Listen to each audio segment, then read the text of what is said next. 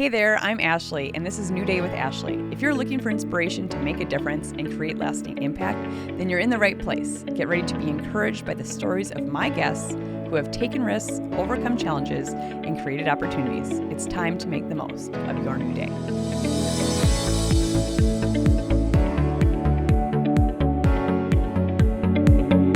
Laughter is the best medicine, and my guest today brings a healthy dose of it. Today, I have the honor of sitting down with the hilarious JJ Gordon. He's a broadcaster on KFGO, the host of JJ Meets World podcast, an all-around comedian. He's a man of many hats and countless laughs. So I graduated from Fargo South High, and really, if I take even a step back from that, I was a loner for a long time, and I was a pudgy kid, so it made gym class horrible in middle school. Constantly picked on, a lot of bullying, had maybe like 3 or 4 friends total. Okay. And I get to high school and I find theater. And I'm like, these are my people, man. Yeah. And so that's when this really blossomed. It truly did. Okay. Gwen Stark, who was the drama instructor at Fargo South High at the time, I owe everything to Gwen Stark. Okay. Without a doubt. Oh, cool. Because she gave me opportunity. She was like, yeah, you should join the improv club. And I'm like, I've never done improv. Yeah. Like, she goes, you should just try it, man. So were you scared at all? Terrified. Okay. I was terrified. So how did you know they were your people? Did you just tried it? So in theater, everything is very welcoming. You're competing for parts, but you're also, once you become a cast, you are a cast. Okay. It's just like a team mentality, right? And so I had the opportunity to be with people who taught me how to do things like, this is how you're going to walk on stage. And, you don't walk like this. They're like, you're going to be more natural like that. And then that led to going to Trollwood during the summer, where I met just amazing, amazing, amazing people. And they opened up the door for me. Such talent.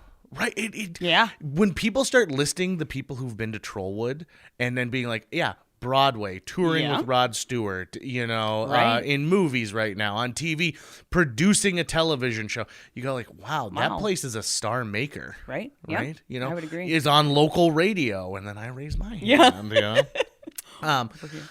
It brought me out of my shell in a big way. And so before I got into that, I didn't know what I wanted to do. So, some people, when they're like 6 years old, are like, I want to do this. That's my dream. I didn't have any idea what I wanted to do. So I now want to be like in theater nonstop. Like, that's what I want to do. And then the improv is like, oh man, now this is my jam. Sure. This is the greatest thing in the world to me. Like getting people to laugh. Getting people to laugh and not being the butt of the joke, but being the one like who makes them laugh is really, it felt amazing. And it was dark. My life was dark before that. Sure. In fact, my parents at one point told me, we were really concerned because you would come home from school, go downstairs, watch TV, come up for dinner, go back downstairs. You didn't do anything. Yeah. We didn't see any passion. We didn't see anything going on with you that felt like, you've got a trajectory somewhere. Sure. And so they were really worried that I was never going to find that. Sure. And luckily I did find it. That's so cool. Yeah. Which is really neat. And so I decided I got to go to Chicago, because Chicago is like the epicenter of improv. It's the place where everything happens.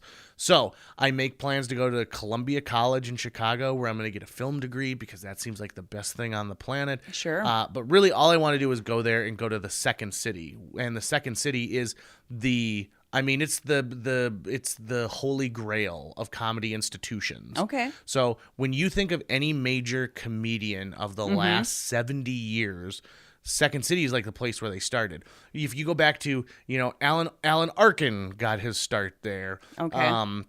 Shelley Long, and then you get closer up, and then it's like Mike Myers and John Candy, John Belushi, Bill Murray, and then it goes even further up, and then it's Steve Carell and Stephen Colbert, Tina Fey, Rachel Dratch.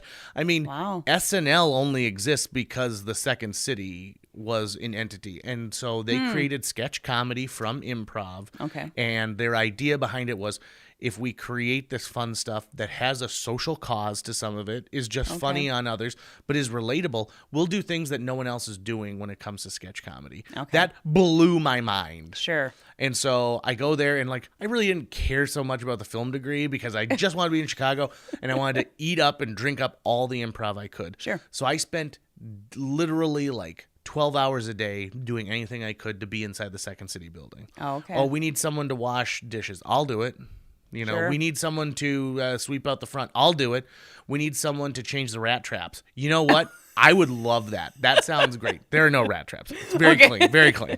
But it was an interesting time even for Second City because they were starting to build up and expand what they had been doing, which was different, for them. And it's a little, sometimes you worry, like, is this a good idea to be, taking more space in other buildings? And sure. So it was just a blast and a half, and I love that. And my improv education is what I'm so proud of. And at that same time, the LineBenders in Fargo was starting. Okay, yeah. So the LineBenders get founded in 2001, and you had to be 18 to audition for it. And so I was like, I'm only 17. I can't audition for this. And I had like 3 friends who auditioned who weren't even 18. They're like, yeah, it's all right. We just put that on there so we won't get 14-year-olds. Sure. And I'm like, I missed my opportunity. God darn it. And so a man named Bill Lucas, who was Ole out at the Red Hawk Stadium, takes over LineBenders from a guy named Marty Jonason, who's running the 3rd Street Acting Studio. And Marty's also a famous Teddy Roosevelt impersonator. Okay. So it's got a rich history there, right? So I tell Bill, like, hey, listen, I'm heading back to Fargo. I'm coming back to Fargo. Could I be a part of LineBenders? And he goes, you got to audition. But yeah, I could probably see a place for you there. So I get back, and I love it. And here's a big change. And so why did you come back? I came back because Chicago. Chicago. It's you're awesome. in Chicago. It's amazing. But Chicago's got a million amazing people in it. Okay. Right? And so I saw an opportunity back in Fargo to be a big fish in a smaller pond versus a regular fish with a bunch of regular other fish. And, Sure. And because I wasn't, I don't say Chicago the way other people say Chicago. Yeah. You always feel like you're a little bit left out of that type of thing. I'm not a big drinker. Okay. And so like I missed out on a lot of stuff because I wasn't the person going and like closing down bars. Sure. And in a weird way, that and smoking are 2 weird things where it helps you like in certain cases in the corporate world, like if you go on your cigarette break and you've got like a higher up who also goes on their cigarette break. And so, isn't that just bizarre? Have you ever noticed that? How like, and then you get this one-on-one time. A little changed now, but yeah. Yeah, it's more of like a dirty secret type thing. But like, even with the drinking thing, right? Like people go out for meetings are done over like beers at a brewery now, and I go there and I'm like, do you have any soda? Right. Is there a pop available? And also, I think there's this whole new thing of non-alcoholic type drinks though too. So there is a big push on that. So and my problem is I don't like seltzers. Like I don't like carbonation waters. Anything. Oh man, I love it in like. So I'm like, do you have Coke, water? Plain water. They're like, or what? Coffee. They're like, decaf. I guess. I think there's a Mr. Coffee back there somewhere that we could get hooked up with. So you come back to Fargo. I come back to Fargo and I get involved with LineBenders, and here's the key to success. I got paid way more, got a chance to perform for more people, and did way more shows just in general based out of Fargo, North Dakota than I ever did when I was in Chicago. And I think the reason is that in Chicago, there's improv on every corner, right? And there's a million troops. And so if you're going to hire someone, you're going to hire the Second City, and they're only going to pick a select group of people. Sure. So for me, what was amazing is coming back here, and you might say like, well, yeah, you were going out to Carrington and performing at a post-prom. And you're like, yeah, I was going out to Carrington, and I was performing for 150 kids who didn't know me.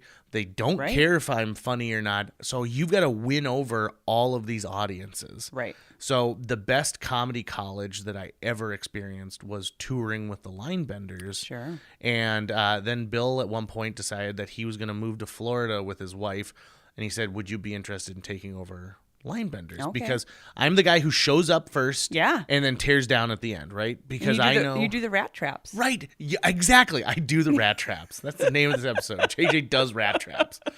And that's so important, too, because I think a lot of people, especially in a performance-type situation, think, oh, I want to go there and I want to be funny and then I want to shake some hands and I want to leave. And be like, well, there's a lot more that goes into that. Like I had to negotiate insurance, and be like, well, what if someone breaks their leg? What if an audience member gets hurt during this?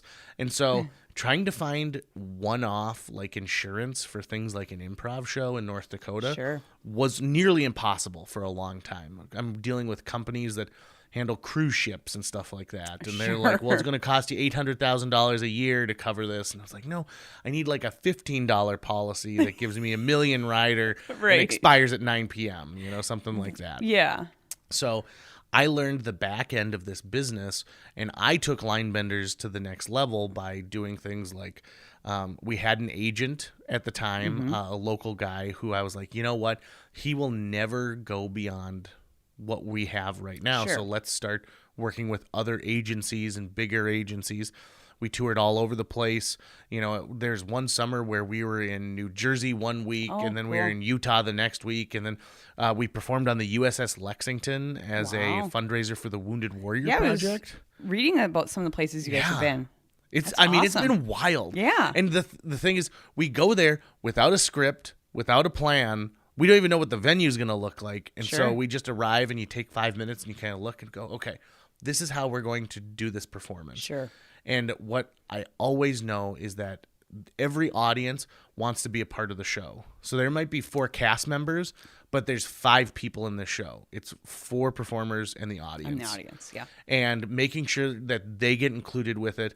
Making sure that like no one ever hops up on stage and feels so uncomfortable that they leave and they're angry. Sure. So we always tell clients that this isn't a roast. I know sometimes they want us. They're like, oh, you got to be really mean to Danny in accounting. Like, just, get him on this and get him on this. And like, it's well, like, yeah. Yeah. And it's like, we don't want to go up there and have like, a nasty taste in your mouth afterwards. Right. And so if we find something funny, so if Sally comes up and Sally says something about like, oh, my chair broke, that might become a running gag, about how Sally's sabotaging the chairs so they buy new ones. Sure. Right. And so it's lighthearted and fun stuff. Yeah. Yeah. And it was a real learning experience because I'm working with people who have maybe never planned an event before, but they know it's going to be on December 14th and they know that they're going to have, brisket beforehand. And they just need to figure out the entertainment portion. Sure. I'm also dealing with a business that's based almost purely on word of mouth. Okay. So I could have the best website. I could have some videos up there. But really what you need is this insurance company in Bismarck to tell, his cousin and Minot, be like, hey, listen, we booked this improv troupe. They were awesome. Great, yeah. It was completely customized to our group because every show, we start every show with really like, tell me, give me a word in your business that, a layman wouldn't know. And they're like, Great. oh, like, oh, it's this. And be like, all right, I don't know what that is, but we're going to improvise based on that suggestion. Sure. And so I got really, really good at talking to people who were nervous about making sure the event was good, making sure the event was, lived up to the standards that they were hoping for. And then I also got good at I found out that there are questions I could ask where the answer that they give me is not the question I asked. It's an answer to another question that I don't want to ask. So like, for example, if someone calls and they say, how much do you guys charge? I'm always like, well, what's your budget? And if they're like $40, and I'm like, fantastic. Let me tell you the name of some great stand-up comedians who are in your town right now who'd be more than happy to do that. Sure. But it's going to cost me more in gas to get to Jamestown than it is for this type of thing. Especially now. Right. No. Or if they say like, oh, our budget's $3,000, and I'll be like, well, listen, you've got an opportunity to book someone from anywhere in the country, and that $3,000 can include travel costs and stuff like that. So maybe you're looking for somebody, of a higher tier. Or, because I'd never have someone say like, oh, we've got a budget of $10,000. Be like, great, that's how much we cost, $10,000. Nailed it, yeah. Because I'll be realistic. We're an improv troupe based out of Fargo, North Dakota. We don't have... And how many years have you been doing this now? It's 21 years. 21 years, wow. Which is amazing. Like, we had a big 20th anniversary show last year, and it kind of took me back a little bit on... We've been making stuff up out of nowhere for 20 years, and people still come to these things. You started when you were 2. Wow, what a great episode. Thank you so much for joining me. It's always so inspiring sharing these stories. To listen to the full conversation, head over to Spotify or Apple Podcasts or wherever you get your podcasts. Remember to like and subscribe. I would love if you could leave me a 5-star review. This helps us reach and engage with more people. Join me next week, and until then, make the most of your new day.